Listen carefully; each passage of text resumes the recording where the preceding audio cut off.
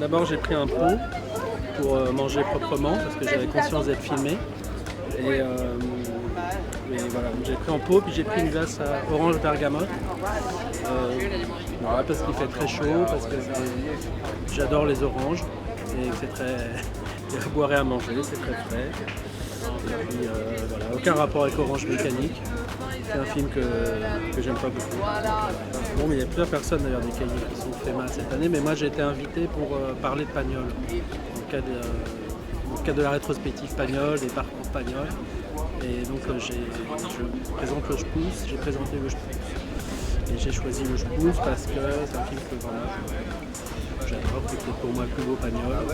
Et en plus c'est un film assez méconnu, enfin un peu mésestimé.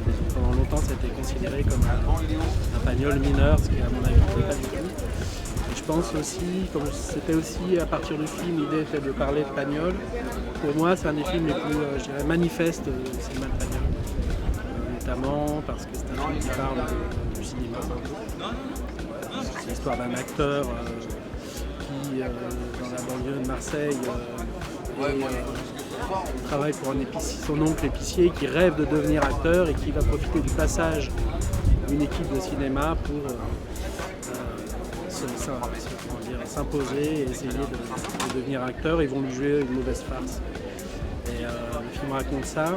Et à travers cette histoire, je pense que Pagnol dit vraiment beaucoup de son propre cinéma, des acteurs qu'il aime filmer, de la façon dont il considère le cinéma, et les hommes, les humains à travers le cinéma. Et je pense que c'est aussi, c'est aussi un film avec Fernandel, et je pense que c'est un film qui prouve le génie de Fernandel, d'une certaine manière, une sorte d'hommage à Fernandel aussi. C'est un film qui est inimaginable sans Fernandel. Par ailleurs, c'est un film qu'il a tourné parallèlement à Requin, et donc il a un peu écrit au fur et à mesure, une sorte de décontraction comme ça dans le film, qui fait que peut-être certains Pagnols sont dans un film plus atier, par exemple, sont des films plus resserrés comme ça peut-être, mais peut-être moins vif. Là, c'est un film, c'est son mode de tournage comme ça, presque un film tourné les jours de pluie en studio, quand il faisait pas assez beau pour filmer Requin. Eh bien, crée que c'est un film très, je sais pas, plus vivant, peut-être moins écrasé par l'écriture, disons, que d'autres Pagnols. Donc voilà. Parmi les nombreux films là, qu'a fait très bon film, je recommanderais peut-être un film qui va sortir cet été. C'est un film de Jonas Trueba, cinéaste espagnol, que l'on suit au cahier depuis la sortie des 20 août, qui est le premier film de lui qui est sorti en France.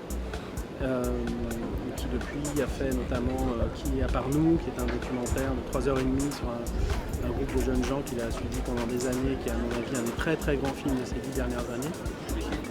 Et là, son dernier film qui s'appelle Septembre sans attendre, qui était présenté à Cannes d'ailleurs, la quinzaine des réalisateurs. Et à mon avis, ça meilleure fiction en tout cas, et c'est une sorte de comédie qui fait des clins d'œil à un genre hollywoodien qui s'appelle la comédie du remariage, c'est-à-dire l'histoire de couple qui se séparent et qui vont mettre tout un film à se retrouver, où la séparation est un chemin vers les retrouvailles. Et ce genre hollywoodien, le film lui fait des clins d'œil comme ça.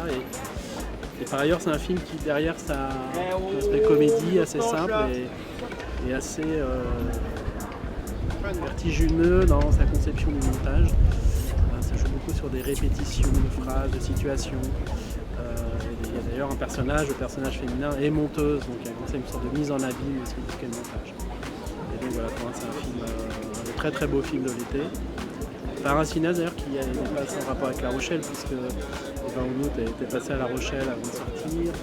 Il y a 2 ans, il y a eu une grande rétrospective de tous ces films. Et j'étais présent puisque j'avais fait une masterclass avec lui, et c'était formidable de voir tout un public qui n'avait jamais entendu parler de lui, parce que c'est pas un cinéaste encore très très connu, il était encore moins à l'époque. Découvrir ce cinéaste parmi les jeunes cinéastes européens, ça me semble être vraiment un des cinéastes les plus intéressants actuellement.